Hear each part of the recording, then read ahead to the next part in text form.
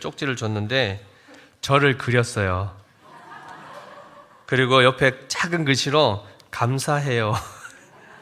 감동 아닙니까? 지금 눈물을 흘려야 되는데 설교자 제가 나중엔 감동의 눈물을 흘리겠습니다. 오늘은 창세기 4장의 말씀 우리가 함께 살펴볼 텐데요. 첫사람 아담과 하와, 그들이 이 땅 가운데 존재하게 된 이후 그들은 하나님의 말씀에 불순종을 하게 되고 하나님을 떠나버립니다. 엄밀히 얘기하면 그들에게는 이제 더 이상 살 길이 막혔고 죽을 일만 남아 있었는데, 하나님께서 창세기 3장에서 그들에게 살 길을 열어주십니다. 그것이 무엇이죠? 여자의 후손을 통하여서 그들이 구원을 받게 될 것을, 생명을 계속해서 유지하게 될 것을 말씀을 해 주셨습니다. 그러자 이들이 이제 그 소망을 가지고 특별히 아담이, 즉 남편인 아담이 아내인 하와에게 이름을 붙여주죠. 그 아내에게 이름을 뭐라고 붙여줬습니까? 방금 답을 먼저 말씀드렸네요. 하와입니다. 하와. 하와의 뜻이 뭡니까? 생명이었습니다.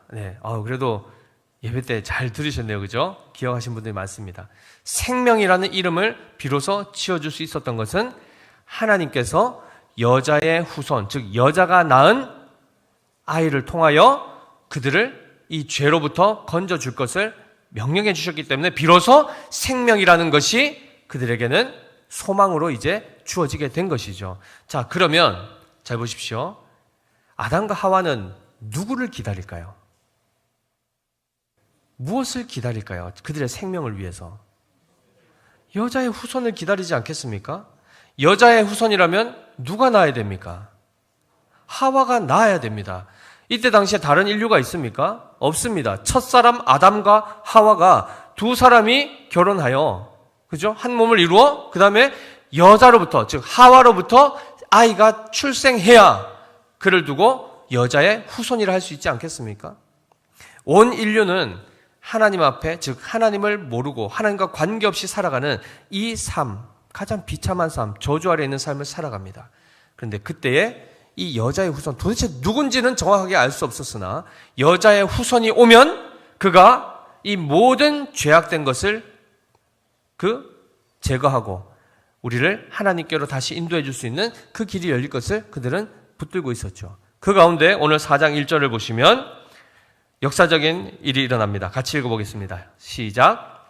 아담이 그의 아내 하와와 동침하매 하와가 임신하여 가인을 낳고 이르되 내가 여호와로 말미암아 등남하였다 하니라 라고 되어 있습니다. 아들을 낳은 것입니다. 아들을 낳았습니다. 그런데 여기 보면 아담이 그의 아내 하와와 뭘 했다고 했죠? 동침하다라고 하는데 함께 잠자리를 했다라는 뜻인데 원래 단어는 야다라는 단어를 씁니다. 이 야다라는 단어는 알다라는 뜻입니다. 그러면 여기서 얘기하는, 성경이 얘기하는 안다라는 뜻은 가장 친밀한 관계 안에 들어간다는 뜻입니다. 즉 그냥 인터넷 검색해서 무엇은 무엇이다 이렇게 지식적으로 아는 게 아니고 정말 그 사람과 인격적인 교제를 통해서 여러 가지 추억을 통해서 정말 그 사람의 생각, 취향, 그런 어떤 습관까지도 잘 알 수 있는 가장 그런 친밀한 관계를 야다라는 표현을 써서 말씀하고 있습니다. 그러면 지금 아담과 하와 두 사람이 어떤 상황이라는 거죠? 야다의 상황. 서로가 가장 잘 아는 상황에 지금 놓여 있습니다. 그 가운데서 그 친밀한 사랑의 결과로 무엇이? 생명이 태어난 것입니다. 우리가 보통 이제 결혼을 하신 또 특히 부부가 되신 분들은 이제 자녀를 낳을 때에 정말 그 전과는 완전히 다른 차원의 삶을 이제 살아가게 되실 것입니다. 그냥 혼자 있을 때, 또 그냥 부부로만 있을 때는 그냥 또 그 차원에서의 또 삶이 있겠지만 자녀를 낳게 되면 그다음부터 어떤 인생이 펼쳐지죠? 바람 잘 날 없습니까? 자녀가 처음 딱 태어났을 때 아마 이제 보통 산부인과에서 옛날에는 남편분들이 이제 보통 분만실에 잘 안 들어가시죠, 그죠? 그냥 밖에서 대기하고 있다가 이제 아기가 태어나면 이제 나중에 보게 되지만 저는 사실 같이 들어갔습니다. 가족 분만실에 들어가서 실제로 하인율을 제가 받았습니다. 큰 아이를 받았는데 그때 장모님이랑 같이 있었거든요. 너무 충격적이게도 그냥 긴장되고 아이가 뭐 나오려고 하면 뭐 너무 그 뭐 산통이 막 심하고 해서 굉장히 이렇게 좀 긴장하고 있었는데 아이가 딱 나오는 순간 정말 약속한 것도 아닌데 장모님 저 펑펑 갑자기 눈물이 쏟아지는 겁니다. 정말 눈물이 이렇게 나오듯이 앞으로 나올 정도로 왈칵 쏟아지는 그걸 경험을 했거든요. 슬퍼서도 아니요. 굉장히 경이로운 어떤 그 느낌이 있었습니다. 네. 그래서 이 생명이 탄생하는 이 순간을 보게 되면 누구도 마찬가지입니다. 그 말할 수 없는 그 감동이 있습니다. 오늘도 보면은 지금 아담과 하와가 그들에게서 처음 이 생명이라는 아이라는 생명체가 태어난 겁니다. 두 사람 사이에. 그리고 처음으로 하와 같은 경우에는 어떻게 되죠? 아이를 임신했을 때 배가 불러올 때 처음에 얼마나 걱정했겠습니까? 임신이 뭔지를 처음 경험하는 것 아닙니까? 그래서 굉장히 염려했을 것입니다. 왜 점점 살이 찌지? 처음에 생각했겠죠. 하와의 배가 불러오니까 3개월, 5개월, 나중에 만삭이 되니까 와 이거 뭐 10개월 되면 태어나는 그것도 잘 모르지 않습니까? 나와야 나오는 건데 여러 가지 두려움도 염려도 있었을 것입니다. 그런데 지금 아이가 태어나자 그들이 어떻게 고백하죠? 내가 여호와로 말미암아 등남하였습니다 라고 이렇게 고백을 합니다. 이 아이가 누구로부터 왔다는 겁니까? 하나님께서 우리에게 주셨다라고 이렇게 지금 아담과 하고 고백을 하는 겁니다. 즉 생명은 하나님으로부터만 주어진다는 것을 그들이 알고 고백을 했죠. 그런데 더 놀라운 것은 아이가 태어났단 말이죠. 이 아이는 뭡니까? 여자의 후손 아닙니까? 그러면 그들은 그 아이가 태어났을 때 어떤 생각이 들을까요? 우리에게 드디어 살 길이 열렸구나. 이 아이가 우리의 소망이다. 여자의 후손이 즉 뱀의 머리를 깨뜨릴 것이다 있지 않습니까? 뱀의 머리를 상하게 한다. 즉 죄 짓게 만들어 죽게 하는 그 사탄의 역사, 그 일을 없앨 것이다 라고 했기 때문에 당연히 첫 아이가 태어났을 때 어떤 기대가 있겠습니까? 이 아이가 커서 우리를 지켜주고 또 우리 가정을 세울 것이다 라는 생각을 안 했겠습니까? 그 의미를 담아서 이름을 지은 것이 바로 뭡니까? 가인입니다. 가인입니다. 가인의 뜻이 바로 세우는 자, 얻는 자 이런 뜻입니다. 그래서 그 한껏 기대를 받고 가인이 자라가게 됩니다. 자, 그런데 한 명만 낳은 게 아니죠. 2절에 보시니까 어떻게 됩니까? 그가 또 가인의 아우 아벨을 낳았는데 라고 되어 있습니다. 자, 둘째가 태어났습니다. 둘째 이름이 뭡니까? 아벨입니다. 아벨. 아벨의 혹시 이름을 뜻을 아십니까? 우리 전도서 1장 2절 말씀 한번 띄워주시겠습니까? 힌트를 드리겠습니다. 같이 읽어보겠습니다. 시작. 전도자가 이르되 헛되고 헛되며 헛되고 헛되니 모든 것이 헛되도다 라고 되어 있습니다. 자, 여기서 아벨을 찾아보십시오. 이게 지금 한글로 되어 있으니까 그죠? 뭐 저기 어디 아벨이 어디 있나 글자가 안 보이실 텐데 제가 히브리 말로 한번 읽어드리겠습니다. 하벨 하발림 하벨 하발림 하벨이라고 되어 있습니다. 그러면 지금 제가 이거를 비슷한 단어를 5개 얘기했죠. 저기서 무슨 뜻일까요? 헛되고 헛되며 헛되고 헛되니 모든 것이 헛되도다. 이 헛되다, 허무하다라는 것이 아벨입니다. 원래는 하벨인데 이제 음력을 하면서 이제 아벨이라고 했는데 그 의미 자체는 입김, 증기 이런 뜻입니다. 입김과 증기의 어떤 이런 특징이 뭐죠? 잠시 있다가 급속하게 사라지는 것을 얘기합니다. 마치 인생이 어떤 것인지를 담아주는 것이죠. 인생이 허무하고 헛된 너무 짧은 순식간에 지나가는 인생이요. 그 가운데 정말 마치 안개처럼 사라지는 인생됨을 담는 표현이 됩니다. 그런데 잘 보십시오. 이 이름을 지금 누구에게 주어졌습니까? 둘째 아들에게 주어집니다. 왜 이렇게 지었을까요? 이 의미가 좋아 보이십니까? 허무하고 헛되고 공허하고 잠시 있다 사라질 이름을 지어줬단 말이죠. 예를 들면 제가 제 큰아이 이름을 정허무라고 지으면 기분이 어떻겠습니까? 일생을 살아가면서 허무야 허무야 이렇게 불려다니지 않겠습니까? 기분이 어떨까요? 그 의미가 좋지 않습니다. 왜 이렇게 지었을까요? 왜 이렇게 지었을까요? 첫째 아이는 가인이라는 아주 좋은 이름을 짓죠. 세우는 자, 얻는 자. 근데 둘째 아이를 이렇게 극단적으로 지은 이유가 뭘까요? 여자의 후손 때문입니다. 여자의 후손이 그들을 구원할 여자의 후손은 복수로 얘기했습니까? 단수로 얘기했습니까? 단수였습니다. 여자의 후손들이 너를 구원할 것이 아니고 여자의 후손이 너희를 구원할 것이다 했기 때문에 그들에게 있어서는 누구만 의미가 있습니까? 가인이 의미가 있고 가인이 소중합니다. 가인만 있으면 되는 겁니다. 그러니까 당연히 둘째는, 셋째는, 넷째는 다 의미가 없지요. 그래서 아벨이라는 이름을 지었다라고 우리는 볼 수 있습니다. 자, 그러면 다시 돌아와서 이들이 이제 가인이라는 이름과 아벨의 이름으로 인생을 살아가게 되죠. 그러면 장남, 이 첫째 가인은 어떤 생각을 가지죠? 내가 이 집안을 일으켜야 된다. 내가 악을 이겨야 되는. 그렇죠? 그래서 부모를 보호하고 지켜내는 구원자의 역할을 해야 되겠다는 생각을 안 하겠습니까?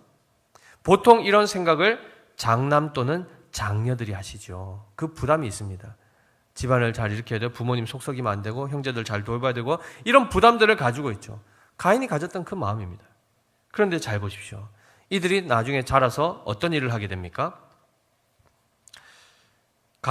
아벨은 2절을 보시면 아벨은 양치는 자였고 가인은 농사하는 자였더라. 다 이제 번듯한 직업을 가지고 일상을 살아갑니다. 첫째 아들이 뭘 했다고요? 농사를 짓습니다. 둘째 아들은 양을 칩니다. 자, 이 두 가지 직업 중에 어느 것이 하나님이 기뻐하시는 직업일까요? 양치는 것입니까? 농사 짓는 겁니까? 둘 다 하나님이 기뻐하시는 일입니다. 네. 어느 하나 귀천이 없죠, 여기서. 왜냐하면 하나님이 땅을 정복하고 기경하라 하셨지 않습니까? 그래서 이 가인은 그 땅을 기경하는 일들을 했고, 그리고 하나님은 모든 피조물을 지으신 다음에 그것을 또 잘 다스리라 했지 않습니까? 거기에 동물을 기르는 이 일들을 아벨이 하는 겁니다.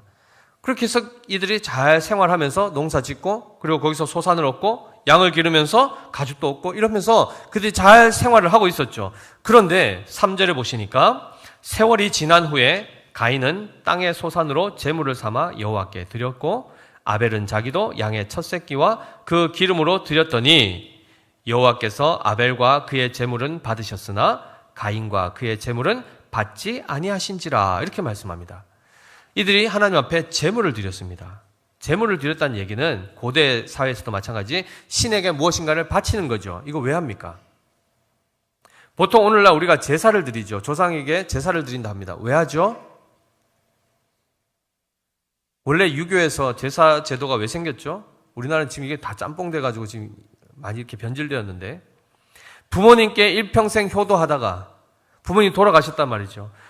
생전에 다 하지 못한 효도를 그때라도 더 해드리고 싶어서 사후에라도 한 3년 정도 더 3년상을 차리고 끊임없이 밥상을 올리는 겁니다. 그때는 사실. 근데 이것이 나중에 어떻게 되죠? 기일에 맞춰서 모여서 온 가족 모여서 제사상을 차리고 그 부모님께 효를 다한다라는 이 의미를 가지고 제사를 드립니다. 그런데 지난번에 말씀드린 것처럼 실제로 사람이 죽고 난 이후에는 그들이 귀신이 되어서 오는 그런 개념이 아니라 그랬죠. 철저하게 성경은 인간이 예수님을 믿는 자는 죽으면 그 영혼이 바로 하나님의 나라로 들어가게 되고, 그렇지 않은 자는 지옥으로 가게 되어 있다라고 되어 있습니다. 그런데 이 의미만 보더라도 그런 차원에서 정성을 다하여 부모에게 마음을 표하기 위해서, 효를 다하기 위해서 그 일들을 시작했다는 것이죠. 그러나 지금은 어떻습니까? 많은 것들이 다 변질됐죠.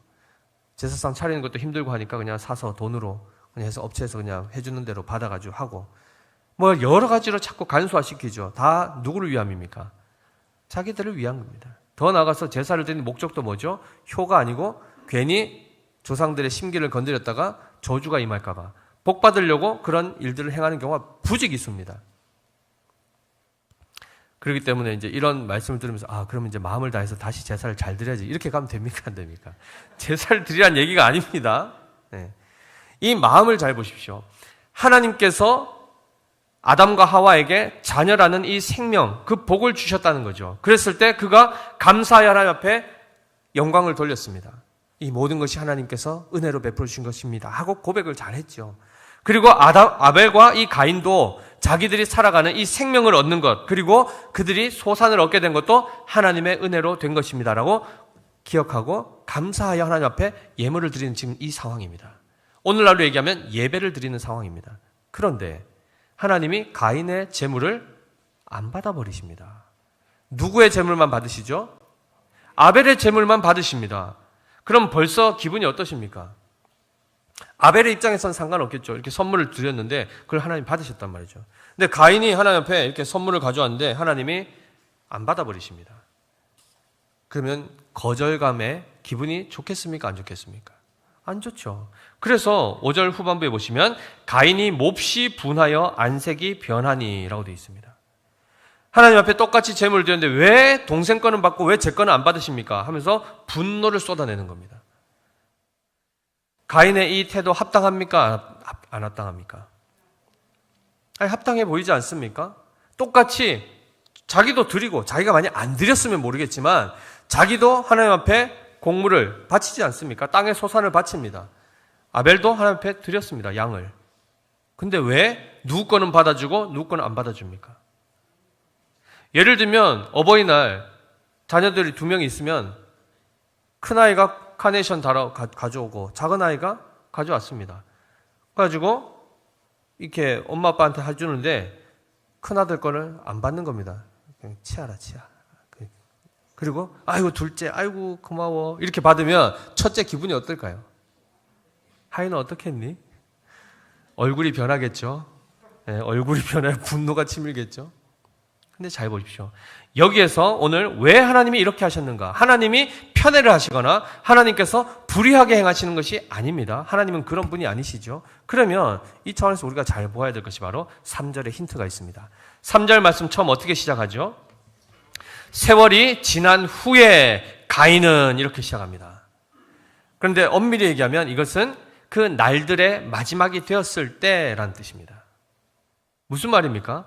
농사를 지으면 해마다 수술을 하게 되고 수확을 하게 되는데 가인은 지금 언제 지금 제물을 드렸다고 됐죠? 1년이 차서 추수 때가 되어서 지금 드린 겁니까? 아닙니다.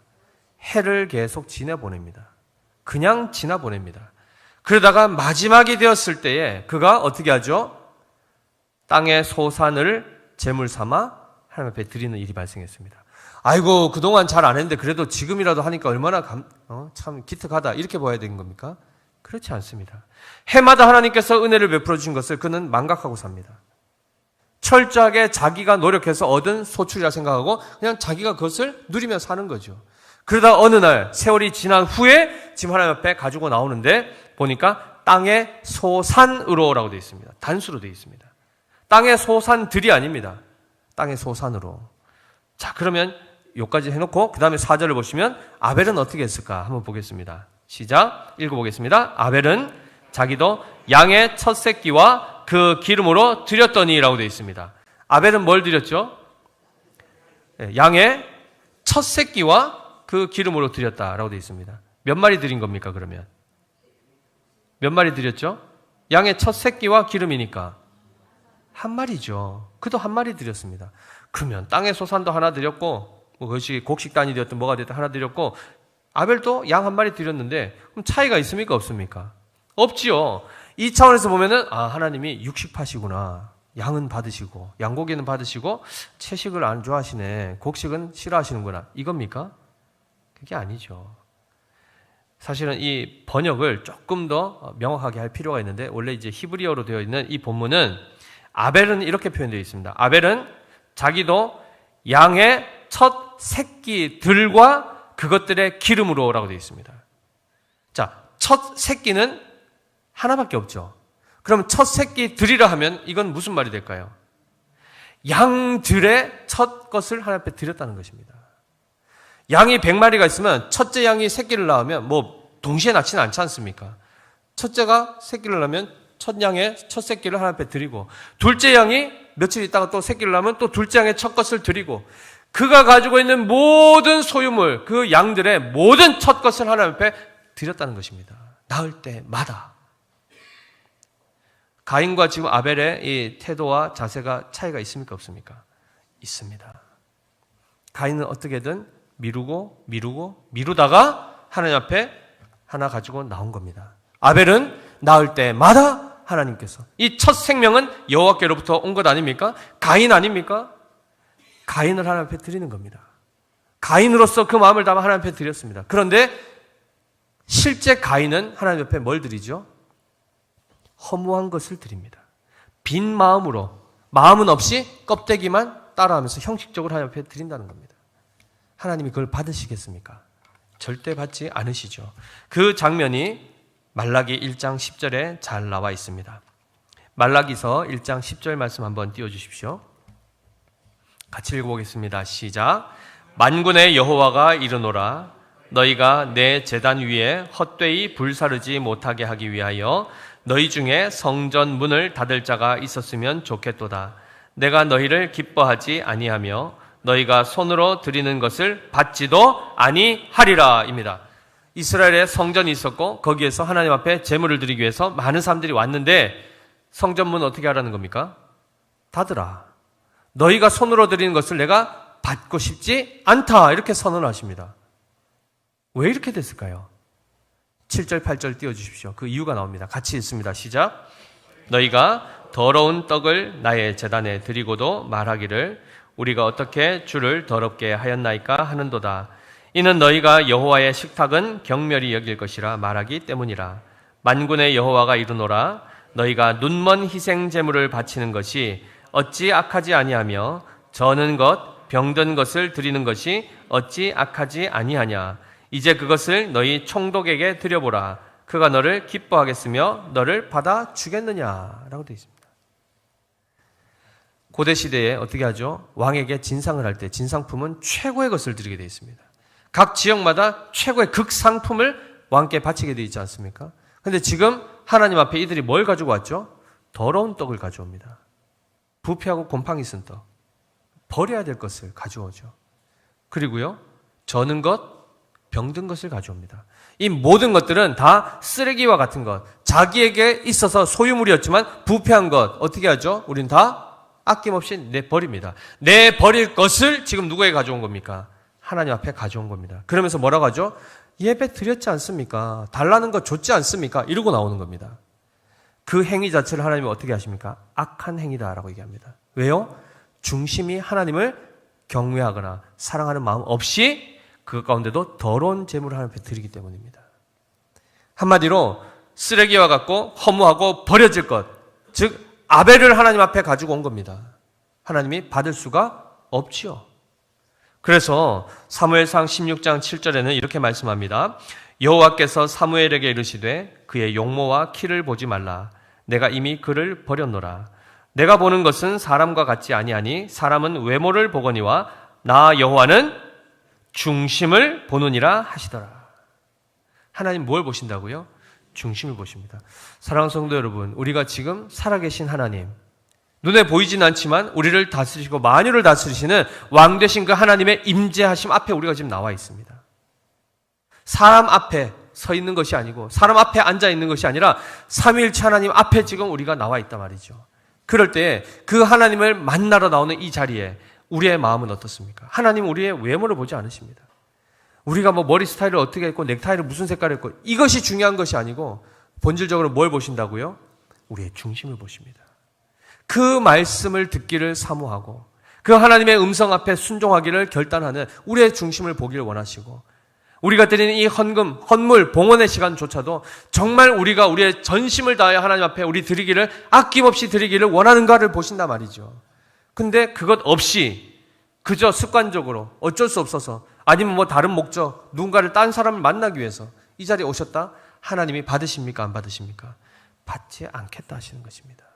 근데 우리는 그러죠. 예배 드렸지 않냐고. 그래 나와줬지 않냐고. 뭘 자꾸 이렇게 조금 뭘 이렇게 이거 해라 저거 해라 이렇게 요구하시는 게 맞냐고. 우리는 이렇게 마음을 들 때가 있다는 거죠. 하나님이 기뻐하지 않으시는 마음입니다. 따라서 이후에 어떻게 됩니까? 6절에 보시면 여호와께서 가인에게 이르시되 내가 분하여 함은 어찌 됨이며 안색이 변함은 어찌 됨이냐. 내가 선을 행하면 어찌 낯을 들지 못하겠느냐라고 말씀하십니다. 그의 행위, 하나님에 대한 마음은 없이 그저 형식만 갖춘 것, 그것을 두고 뭐라고 했죠? 선을 행한 것이 아니다. 곧 악을 행한 것이다 라고 말씀합니다. 빈 마음으로 하나님 앞에 오는 것, 하나님이 그것을 악한 것이라고 얘기합니다. 작은 것을 하나님 앞에 드릴지라도 그 마음 중심에 진실로 하나님 앞에 감사하고 하나님을 높이기 위해서 우리가 하나님 앞에 서야 함에도 불구하고 그것 없이 오는 우리의 행위에 대해서 악한 것이다 라고 성경은 분명히 말씀합니다.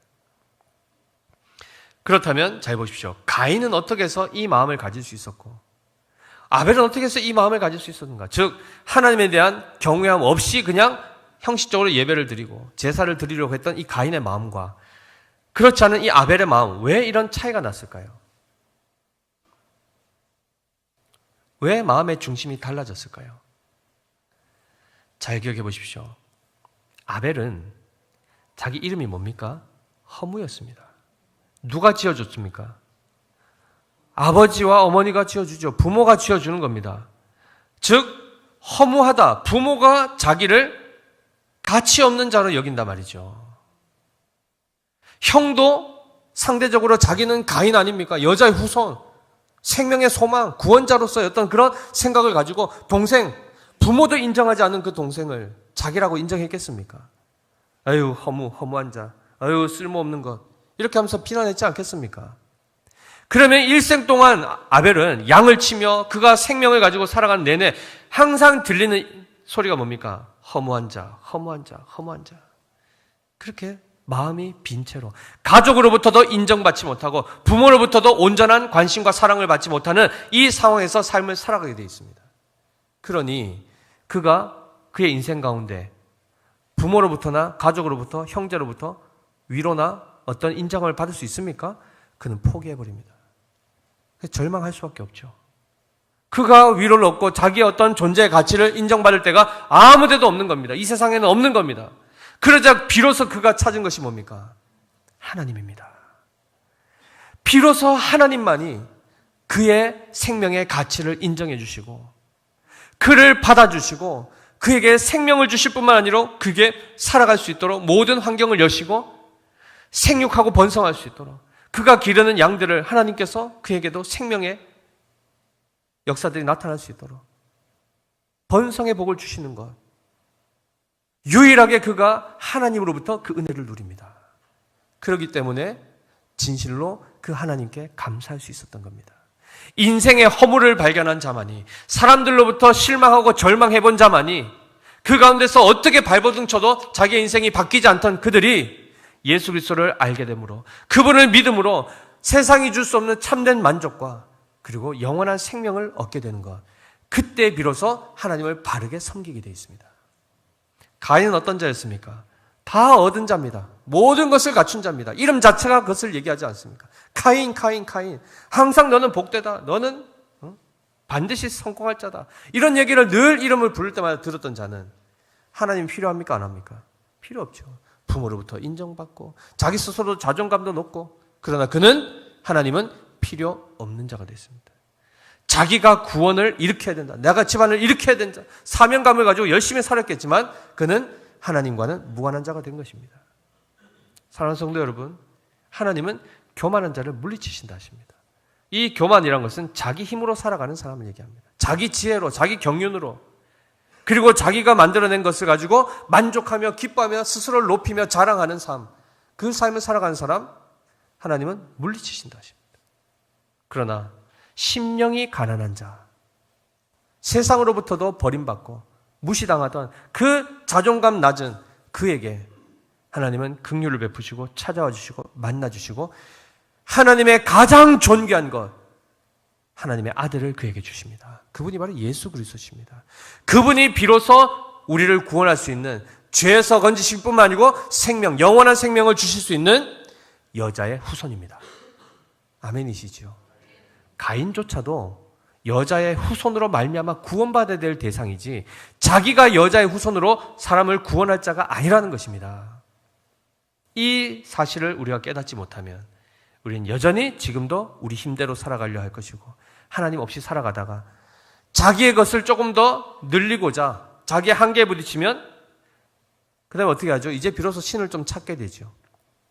철저하게 자기를 부인하고 부정하고 정말 나는 하나님 아니면 안 됩니다라고 나오는 것이 아니고, 내가 더 잘할 수 있는데 조금 한계가 있으니까 조금만 도와주십시오라는 차원으로 신을 찾는단 말이죠. 그래서 보니까 아벨, 저 허무한 자, 저건 인생 보잘것없는, 별 볼 일 없는 자가 인생이 잘 지금 풀려가더라는 거죠. 부모의 도움도 안 받고 형제의 도움도 없는데도 잘 풀려가는 것을 보면서 이상한 겁니다. 내가 복을 받아야 되고 쟤는 복을 받지 말아야 되는데 계속해서 복이 주어진 걸 보면서 관찰해 보니까 재물을 바치더라라는 걸 본 겁니다. 그래서 자기도 흉내내는 겁니다. 세월이 지난 후에, 끝이 다가왔을 때, 그때 비로소 자기의 가지고 있는 것 중에 최고의 것이 아니라 그냥 있으나 마나한 것, 없는 것, 그거 그냥 가져와서 하나님 앞에 내어주면서 복 달라고 하는 겁니다. 이루어질 수가 없죠. 그 자체가 그러한 삶을 살아갈 수밖에 없는, 하나님에 대해서 누구신지도 알지도 못하고 기껏 나와봤자 자기의 욕망을 위해서 그저 하나님을 이용하려고 하는 자들, 그 삶을 살아가는 것 자체가 저주입니다. 사랑하는 성도 여러분, 정말 안타깝게도 예배의 자리에 와서 물론 피곤하여 육신이 약하여 주무실 수도 있습니다. 그러나 그 시간이 우리의 사실 이 예배 시간, 하나님이 임하여서 우리에게 참된 생명을 주시는, 하나님의 말씀이 깨달아지고 들려지게 하시고 감동하여 그 말씀대로 살아가는 새로운 체질을 바꾸시는 이 귀한 시간에 눈이 가려지고 귀가 들려지고 한 시간 그냥 푹 주무시고 일어나는 것, 정말 안타깝지만 그것은 복이 되지 않습니다. 더 놀랍게는 사탄의 역사를 잘 보십시오. 우리로 하여금 하나님으로부터 멀어지게 만드는 그 역사를 하고 끊임없이 우리를 죄 가운데 몰아넣어서 죽이려고 하는 그 사탄, 그가 하나님의 말씀을 들으면 우리 영혼이 살아난다는 걸 아는데 가만히 있겠습니까? 어떻게든 듣지 못하게 하고 어떻게든 방해하지 않겠습니까? 결국 계속 그 죄와 죽음과 저주 아래 갇혀있는 삶을 살게 할 것입니다. 그래서 그것이 바로 7절에 잘 나와 있지 않습니까? 선을 행하지 아니하면 어떻게 된다고요? 죄가 문에 엎드려 있느니라. 죄가 문에 엎드려 있다. 그냥 철퍼덕 이렇게 문 앞에 이렇게 널브러져 있는 게 아니고, 택배 상자처럼 그냥 턱 와 있는 게 아니고, 맹수가 사냥감을 딱 포착하고 살금살금 다가가서 긴장 상태에서 납작 엎드려 있는 그 상태를 얘기합니다. 이 시점이 살짝 지나면 어떻게 됩니까? 먹잇감은 잡아먹히는 겁니다. 그래서 표현이 뭐라고 되어 있죠? 죄가 너를 원한다라고 되어 있습니다. 사탄이 어떻게 한다고요? 마귀가 우는 사자와 같이, 굶주려 있는 사자와 같이 삼킬자를 찾아 두루 다닌다 했지 않습니까? 아벨과 가인의 특별한 다른 차이가 없습니다. 그들의 마음의 차이였습니다. 그 마음이 온전히 하나님께로 향하게 하느냐 그렇지 않느냐의 이 문제였는데, 가인은 지금 오히려 죄를 이겨야 될 자로 그가 사명을 받았다 착각했으나 결국 죄에 붙들림 바 되어서 종노릇하고 있는 삶을 삽니다. 그의 마음이 사탄에게 빼앗겨버린 거예요. 먹혀버린 겁니다. 그러자 하나님에 대해서 어떻게 되죠? 가벼 여기게 되고 하나님을 무시하게 되는 이런 처사를 하게 되고, 하나님을 온전히 섬기는 것이 아니요 그저 하나님을 이용하는 우상 숭배의 삶을 살아가게 되는 것입니다. 이 원리를 잘 깨달으십시오. 아벨은 무엇을 드렸죠? 첫 것을 드렸습니다. 첫 것은 곧 하나님으로부터 온 것임을 우리는 고백하며 그것을 하나님 앞에 구별하여 드리는 삶. 모든 순간에 모든 양들이 낳는 첫 것을 하나님 앞에 드렸다. 그리고 거기 기름이라고 되어 있죠. 기름은 곧 다른 표현으로는 가장 아름다운 것입니다. 최고의 선물을 가장 사랑하는 자에게, 가장 사랑하는 분께 올려드리는 것. 그것이 바로 예배입니다. 우리가 보통 예배를 영어로 worship이라고 합니다. worship. worth, 가치. 최고의 가치를 하나님께 올려드리는 그 시간, 그것이 바로 예배 시간입니다. 하나님 우리의 다른 거 원치 않으십니다. 뭘 원하시죠? 중심을 원하십니다. 그래서 예배를 첫 시작할 때에 하나님의 부르심, 예배의 부르심에 우리가 요한복음 4장 24절을 선포합니다. 제가 뭐라고 선포합니까? 하나님은 영이시니 예배하는 자가 영과 진리로 예배할지니라, 이렇게 선포합니다. 거기에 대해서 우리가 어떻게 반응하죠? 하늘에 계시는 주여, 우리가 눈을 들어 주께 향하나이다, 이렇게 하면서 우리가 반응하는 시간입니다. 그래서 요한복음 4장 23절 24절에 이렇게 말씀합니다. 아버지께 참되게 예배하는 자들은 영과 진리로 예배할 때가 오나니 곧 이때라. 아버지께서는 자기에게 이렇게 예배하는 자들을 찾으시느니라. 하나님은 영이시니 예배하는 자가 영과 진리로 예배할지니라 입니다. 앞서 아벨과 그의 제물은 받으셨다라고 하는 이 받다라는 이 표현은 엄밀히 얘기하면 하나님이 주목하시다, 응시하고 계시다, 이런 표현입니다. 하나님 지금 누굴 찾고 계시죠? 하나님께 참되게 예배하는 자. 그 참되게 예배하는 자는 어떻게 예배하는 거죠? 영과 진리로 예배한다 되어 있습니다. 예전에는 번역을 어떻게 했습니까? 신령과 진정으로 이렇게 했습니다. 그런데 번역을 왜 바꿨을까요? 신령과 진정이라는 것은 우리의 진심, 이런 쪽으로 갑니다. 그러나 우리 안에는 하나님을 바르게 섬기는 마음이 있습니까? 없습니까? 없습니다. 우리의 힘으로 우리의 신령, 진정 아무리 쏟아봤자, 비나이다 치성을 들여봤자 그것은 다 악한 것입니다. 그래서 원래 번역대로 한 것이 바로 영과 진리로, 곧 성령과 진리 대신 예수 그리스도로 말미암아 하나님 앞에 나아갈 때 비로소 참된 예배가 드려진다는 것입니다. 아멘이시죠? 사랑하는 성도 여러분, 죄는 끊임없이 우리를 삼키려고 합니다. 우리의 마음을 훔치려고 합니다. 우리의 마음과 생각을 비틀어 버립니다. 하나님에 대해서 부정적인 인식을 가지게 하고 철저하게 사람을 높이고 의지하게 하려고 하는 이 연결고리를 끊으셔야 됩니다. 유일하게 끊을 수 있는 길이 뭡니까? 여자의 후손입니다. 여자의 후손으로 오실 예수 그리스도, 하나님의 아들이신 예수 그리스도만이 사탄의 머리를 깨뜨릴 수 있고 이 죄의 권세를 깨뜨릴 수 있는 겁니다. 아멘이시죠? 마지막으로 에베소서 6장 10절 11절 말씀에 이렇게 되어 있습니다. 이건 띄워주십시오. 같이 읽어보겠습니다. 시작. 끝으로 너희가 주 안에서와 그 힘의 능력으로 강건하여지고 마귀의 관계를 능히 대적하기 위하여 하나님의 전신갑주를 입으라 라고 되어 있습니다. 하나님의 전신갑주를 입으라. 마치 영적인 전투를 얘기하는 건데, 이제 전쟁에 나갈 때에 모든 보호장구를 얘기하죠. 머리에부터 투구를 쓰고 갑옷을 입고 그리고 칼과 방패, 그 다음에 신발까지 다 전투복으로 완전 무장하는 것을 얘기합니다. 그런데 지난 시간에 보셨지 않습니까? 하나님이 아담과 하와의 수치를 가려주기 위해서 뭘 만들어 입히셨죠? 가죽 옷을 만들어 입히셨습니다. 가죽 옷, 결국 짐승이 피를 흘려 죽어 그의 그 가장 바깥에 있는 피를 가지고 옷을 입혀주셨지 않습니까? 그것이 누구라고 했습니까? 그 옷의 실체가 뭐라고 했습니까? 예수 그리스도라 했지 않습니까? 예수 그리스도로 옷 입은 자만이 모든 수치가 가려지는데, 오늘은 하나님의 전신갑주 뭡니까?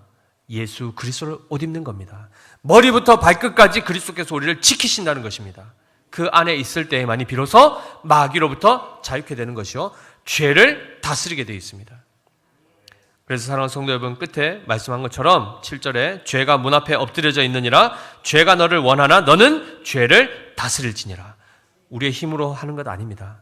철저하게 예수 그리스도 안에 우리는 늘 아벨의 그 이름을 기억하셔야 되고, 허무한 자요, 정말 쓸모없는 자지만 이 벌레같이 가족으로부터도 친구로부터도 다 따돌림 받고 위로도 얻지 못하는 이 비참한 인생이 하나님으로 인하여 참된 가치를 얻게 되고 영원한 생명을 누릴 수 있는 것, 그리고 하나님으로부터 가장 소중한 선물을 값없이 받게 된 그러한 존귀한 자가 된 것, 그것으로 인하여 늘 감사하시고 최고의 것으로 하나님 앞에 영광 돌려드릴 수 있는 우리가 되어야 될 줄 믿습니다.